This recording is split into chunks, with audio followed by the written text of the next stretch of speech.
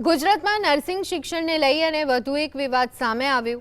વિદ્યાર્થી હિતના મુદ્દે યુવરાજસિંહ જાડેજાએ છોટાઉદેપુરની માં ગાયત્રી નર્સિંગ કોલેજ સામે ગંભીર આક્ષેપ કર્યા।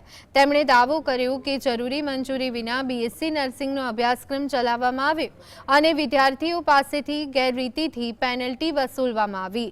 ઉપરાંત મંજૂર બેઠકો કરતાં વધુ વિદ્યાર્થીઓને પ્રવેશ આપવો, ડમી શિક્ષકો દર્શાવવા અને અન્ય કોલેજમાં પરીક્ષા અપાવવાના આક્ષેપો પણ કરવામાં આવ્યા। જો કે આ તમામ આક્ષેપોની સત્તાવાર પુષ્ટિ થઈ નથી।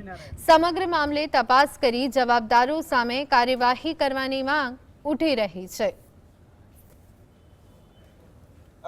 માં ગાયત્રી નર્સિંગ કોલેજ છે એને તમામ ઉમેદવારોના ઓરિજિનલ ડોક્યુમેન્ટ લઈ લીધેલા છે અને જોવા જઈએ તો ઘણા બધા એવા વિદ્યાર્થીઓ અમને ત્યાં રૂબરૂ મળેલા હતા જે ભણતા હતા બરોડાની કોલેજમાં અને લક્ષ્મીનારાયણ જે કોલેજ છે બરોડાની ત્યાં અને રહેતા હતા માં ગાયત્રી નર્સિંગ કોલેજ છોટાઉદેપુર છે ત્યાં। એટલે છોટાઉદેપુરની જે સંસ્થા છે ત્યાં જોવા જઈએ તો ફૂડ બિલ લેવામાં આવે છે લગભગ 40 કે વધારે વિદ્યાર્થીનું, પણ ત્યાં રહેનાર જે વિદ્યાર્થીઓ છે એ ફક્ત 12 જેટલા જ છે।